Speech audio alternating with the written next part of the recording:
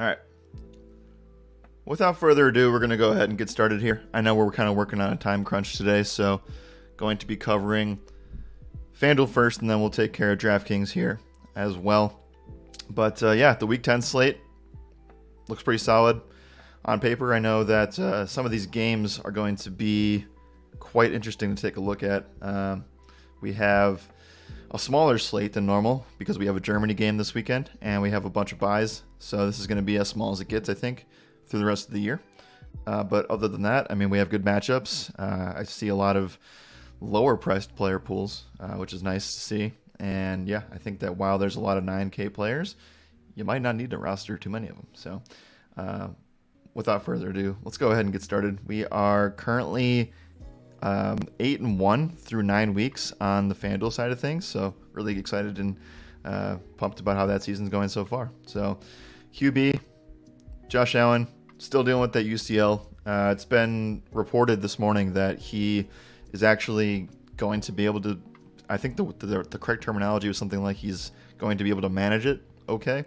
That doesn't mean anything about this week, so we have to kind of just anticipate that his status is up in the air until further notice.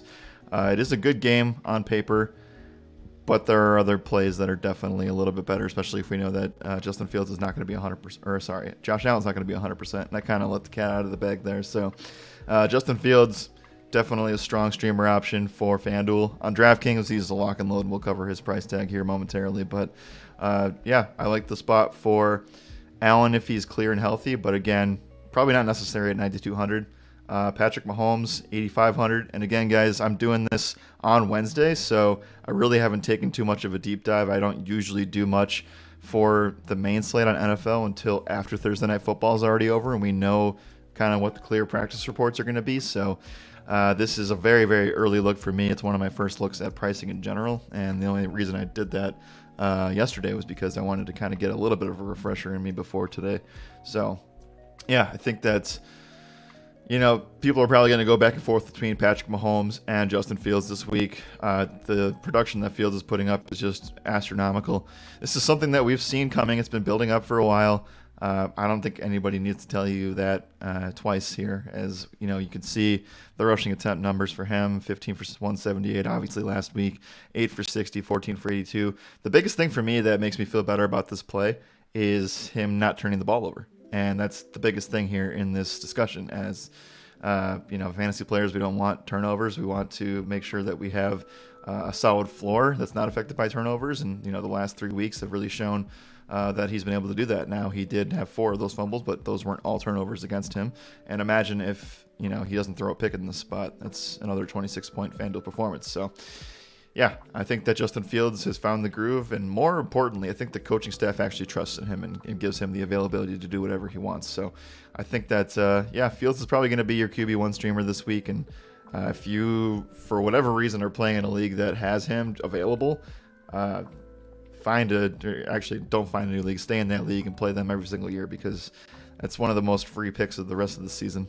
One of our guys, Chris Hendrickson, also said that Justin Fields is going to be his QB1 the rest of the year. So that's how bullish we are on him from this side of things. As far as other quarterbacks that are in play, Tua Tagovailoa makes a lot of sense with the weapons that he has, but then again, that's probably more of a streamer option. A GPP streamer option. What's up, Kai? Kyler Murray against LA. Still would want more from him on the ground. I think that's the biggest thing for me. 8 for 60 is great. That's kind of what I'd be looking for. But again, 2 fumbles. He had 2 picks last week with a fumble. Just not giving me a solid floor there. So again, it's probably Fields or bust. That's kind of more of my first look at the moment. Daniel Jones is an interesting option at 7,500. Really love what he's been doing on the ground as well. The name of the game is rushing quarterbacks still to this day. And this can happen, though. This 9 points, this 13 points, this 12 points. Scary floor for Daniel Jones in a great spot. Kirk Cousins, I actually kind of like. That's probably as far as I'm going to go into the analysis there. I think that Jacoby Brissett, like Kai said, is kind of interesting. Miami is allowing a lot of fantasy points to the opposing quarterback. They're allowing a lot of wide receiver points as well. So the one thing that scares me in that spot would be just the fact that they're not going to try to outpass Miami. They're going to try to run the ball and keep the ball out of Miami's hands. So we will see. if that's the case there. Everything else kind of up in the air for me. I think I can get behind Trevor Lawrence in tournaments, and that is pretty much it. Andy Dalton, people may look here. I just can't buy into it. Can't buy into it. Jones has only thrown 6 TDs in 8 games. Yeah, but he's getting a lot of production in on the ground, and that's what I care about more. So it's not going to be a thing on FanDuel. I'm not going to play him on FanDuel anyway, but yeah, I think that's interesting. Aaron Rodgers all the way down to 6,700 here. That pains me to see it, but I do think that him and Stafford are somewhat intriguing options, even though their offenses look like complete dog crap. So just keep an eye on those things. I think it's very clear that Justin Fields is your guy this week. I kind of wish that Josh Allen would actually go so that, I don't wish re-injury on anybody, but I kind of wish that Josh Allen would just go so that people have more of an option to pick from other than just choosing between Patrick Mahomes and Justin Fields. So it is what it is, but we move on here. It's Wednesday, so I'm not going to take anything. Just take everything I say with a grain of salt until otherwise. So I think that that's kind of how things go. Yeah, let's check out Case Keenum's price tag, 6,100. He played a good. It's not really a narrative considering the coaching staff is mostly gone. But there are a lot of narratives in the Minnesota Buffalo game. Stephon Diggs' first game against his old team. Case Keenum used to back up for this old team, unless I'm getting that wrong. I can't, Chase Daniel versus Case Keenum is my biggest kryptonite in NFL. So, let me know if I'm off there, but I think he's viable. And the only reason that he wouldn't be would just be they're not going to try to run the ball, right? They're not going to use Devin Singletary. Maybe they will a little bit more than they should, but I think Case Keenum like I said last night, he's a serviceable backup. He's one of the best backups in all of football. So I think that that's a solid GPP option, but it's pretty much Fields or bust, and you can include Patrick Mahomes in that range too. At the running back position, we have Saquon Barkley, Derrick Henry, and Nick Chubb all the way up at 9K or above. And just remember, guys, we're not going to actually go too far in depth here. We're just taking a first look. So if you think I'm missing players, it's probably because I am. So we're going to go and move through this running back position fairly quickly here. I think that out of anybody, I'd want Saquon Barkley here. He's coming off the bye week. He's going up against Houston. He's 9,500, and that's the only thing that really concerns me. But again, 25 plus touches are on the table for him, and he should get a touchdown in this spot. Daniel Jones can take that touchdown away, but it's kind of unlikely at this point considering they're really, really void of wide receivers on this team. So we shall see. Alvin Kamara coming off of a game where it was very disappointing to see him only score 7 FanDuel points off of 12 touches versus what he had the previous week, but he's against Pittsburgh. I think that they can get the job done there. Excuse me, still early this morning. Interesting matchup for Josh Jacobs. Travis Etienne at 8K seems like, I'm not going to say a slam dunk because the price tag came up tremendously since last week, but very, very healthy volume here. Again, I'm in the camp of Travis Etienne. Man, I really hope that they give him more receptions and more targets than rushing attempts, because I feel like if he gets 25 plus rushing attempts week after week after week, it's just not going to be sustainable. Maybe I'm wrong. Maybe I'm being a little bit pessimistic. But I think that Travis Etienne, he's very, very solid. I think he's a great play this week. I think that you'll see this as the first week where they try to get him the ball more in the passing game, as they should be down. They should be in a negative game script, which will force them to pass and dump off. So I think that Travis Etienne, again, hopefully, I'm okay with 20 rushing attempts, but I really think he should start to be up in that 5 to 6 target range where we saw that flash a couple times. So he is a stud. What's going on, Bacon? Yeah, it's only 11:30 by me too, but I'm still getting I woke up at 8:30, and I feel like I haven't woken up all the way yet. Kansas City allows the most receptions and disruptions yards to running backs in the NFL. Sounds like a good matchup for Travis Etienne. Dameon Pierce, Dalvin Cook, Jamal Williams. Real guy that I think we should take a look at here is Jamal Williams. Could see DeAndre Swift be a scratch of some kind, and I'm not believing anything out of Detroit until I see it for myself that DeAndre Swift's going to be healthy. Dude even said that he wasn't going to be 100% the whole season. So I think Jamal Williams is actually kind of sneaky here in this spot, so I don't mind that. Aaron Jones, keep a really, really close eye on this. My gut tells me he's going to play against Dallas. This game's at home. It's supposed to be game of the week, but it's not going to be. It's probably going to be Arizona, LA Rams. If you guys can, again, like I said, I don't look at main slate stuff until around Thursday. So if you can correct me on the game of the week, that would be much appreciated. Jones, I wish that they were very sharp this week. FanDuel was in saying that we're going to put AJ Dillon right beneath him just in case Aaron Jones doesn't make it. If Dillon's the only guy there, then I like this a lot. Yeah, I think that the same thing goes for the Zeke Pollard stuff. Latest report that I saw this morning was that Zeke was a limited participation in practice. I'm not sure if FanDuel actually has this updated yet. There you go. Zeke returning to Cowboys practice. I believe I saw from Underdog NFL that Zeke practiced this morning as well in limited fashion, like I said. So if Zeke were to miss, yeah, I think Pollard's a great play at 7K. Same thing goes for AJ Dillon at 7K in the same game. So don't mind either of those guys. Moving down the line here, with Justin Fields being as elite as he has been, I think that sharp swerves to the Chicago running backs make a lot of sense. David Montgomery and Khalil Herbert are both really, really cheap. Herbert's not even on this page yet. Yep. $5,800 for Khalil. Yeah, I think that it's setting up perfectly for Chicago to be able to run the ball effectively against Detroit. And it's going to be cold, by the way, if you guys haven't noticed yet. For those of you who are in the Midwest on this in this chat right now, you know that it's going to be nice for the next couple days, but then it's going to really take a dumpster dive, and we're expecting like 30 degrees in Green Bay this week. I'll be in the area for Green Bay and Dallas, so this Chicago weather is going to be brutal this weekend, which means the running game should be effective.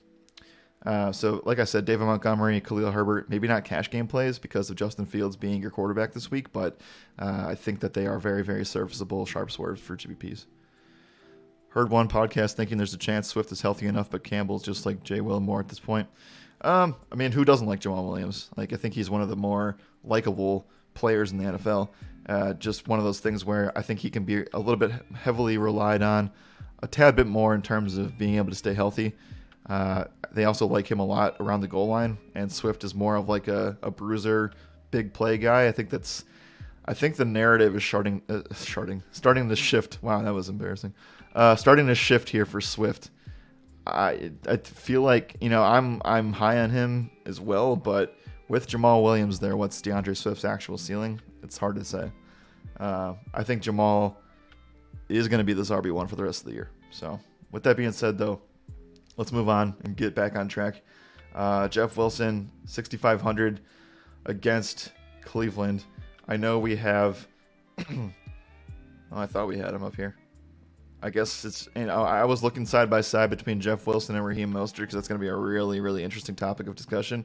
And apparently it's not, because we have Jeff Wilson just straight up over Raheem Mostert after 1 week already in pricing. So I know that they split things pretty evenly, 50-50. Jeff Wilson ended up getting that receiving touchdown, which is a really weird thing to see.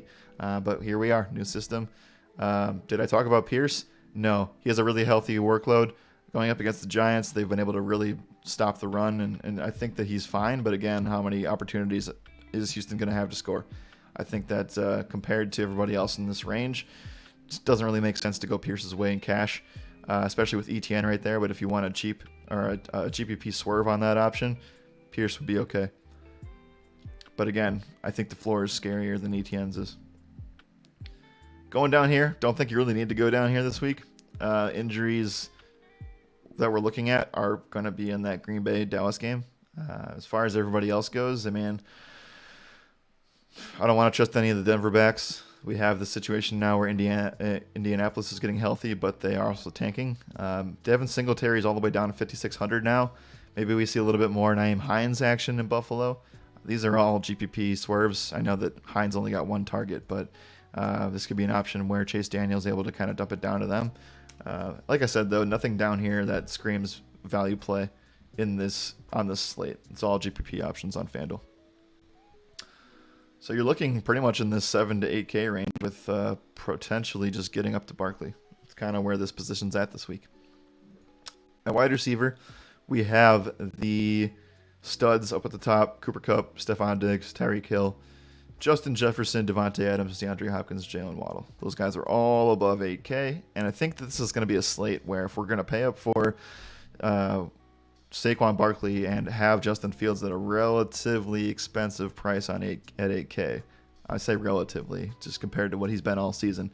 I think that limits our availability to do much with this range.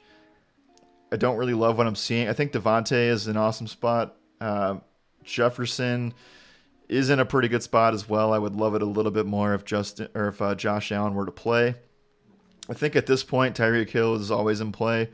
It's just at what point is this not going to work out for him at a 9K price tag? I mean, you've seen the floor. It can get there. I know he's been unbelievable, but I think that there is a floor game coming at some point here for Tyreek Hill. So I'm a little bit more bearish in cash there. Cooper Kupp.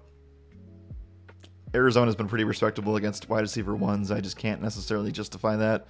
Chase Daniel with Stephon Diggs, I know the narrative's there, but that really decreases him as well. You're starting to look into this range where I'd probably play Waddle over Tyreek Hill, and then you're getting into this section again. This is a first look, guys, so I'm not going to go through every player, but Juju Smith-Schuster's price tag's getting out of control, but the volume is certainly getting there. I know Patrick Mahomes threw almost 70 times the other day, so I'm not expecting that, but the numbers have definitely trended in the right direction over the past couple weeks for Juju, and it feels like there's actually some chemistry brewing there. Chris Olave against Pittsburgh's a nice matchup, especially if Jarvis Landry sits again, but again, do we trust that New Orleans offense? I have some hesitancy in that as well. Amon-Ra St. Brown, targets have been there, dude, but it's just not translating to fantasy points. You got 4 straight weeks now with under 11 Fanduel points, 5 straight weeks if you include the injury time that he missed. I just feel like he's not the same since these first 2 weeks of the season, which is pretty sad. But 6,900 is definitely a price tag people will go to. ARSB has been a guy people have plugged in for the last several weeks on Fanduel, and it just hasn't worked out for them. Got to keep an eye on the Green Bay stuff. Allen Lazard at 6,700, I know feels like a tough price tag to pay for, but he's literally the only guy in there now, outside of Robert Tonyan. Christian Kirk against Kansas City, good matchup. I do worry about L'Jarius Sneed. I think we actually honestly underrate him. So, give me your thoughts on Sneed for Kansas City. I think he's a very underrated corner. But anyway, Kirk should get the volume here. It should be a great environment for the passing attack for Jacksonville. They're going to have to be throwing from behind to keep up, et cetera, et cetera, et cetera. Everything else in this range is just meh. I think that trusting Denver wide receivers is iffy. We've seen better play from the Tennessee secondary over the past couple of weeks, so that kind of throws that game out for me personally. But again, Wednesday, first look. Darnell Mooney comes in here as probably one of the more heavier owned options on this slate. I would expect the volume to be in the range of 6 to 8 targets. This is not going to be a situation where I think that they have 10 targets to Mooney. I think Justin Fields runs too much, and the game plan just kind of defers away from the passing attack to an extent. And also Chase Claypool is looming as well. But at the end of the day, Darnell Mooney's a solid option. Don't mind that whatsoever in cash. It's a great price tag. Adam Thielen makes some sense in this spot. He's 5,900. I think touchdown regression is coming for him. That's just a point I wanted to make there. Rondale Moore makes some sense. Darius Slayton against Houston. Not cash really, but makes some sense. Like I said, Claypool is looming, so if you want to get a GPP leverage spot off of Darnell Mooney, be my guest. Donovan Peoples-Jones is interesting. I think that there's just too much fluctuation here, and I'm probably just... It's tough. It's tough for me to get there. So I think that you may not have to dumpster dive down this far. If I did, it would probably be Wan'Dale Robinson, although I never really like going down this far. I've seen it been done in cash a lot more this season. We've done it ourselves. Curtis Samuel as an example, Nico Collins as an example. Those things have panned out to an extent. But I just don't know if you have to necessarily go down here. It's going to be a fairly I think, a very, very fair and balanced type of approach, unless we know otherwise. Again, keep an eye open for these Packers wide receivers. I think that we'll probably end up going back to Robert Tonyan. So we'll see if he's something that we can look at for the tight end position. Kelsey, 8,500. Ridiculously expensive. Not going to play there in cash. Just not possible. Taysom Hill, Zach Ertz, TJ Hawkinson, Tyler Higbee. The one play that stands out here is Tyler Higbee, and I know that he has been atrociously bad the last several games here.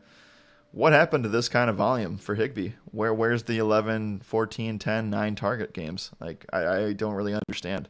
That is definitely cautionary, and $6K is a tough price tag to pay for, but there's only one team that's worse in giving up fantasy points to the tight end position. Arizona ranks 31st. Like, normally I don't look at this, but I know for a fact, early research-wise, that this number is right.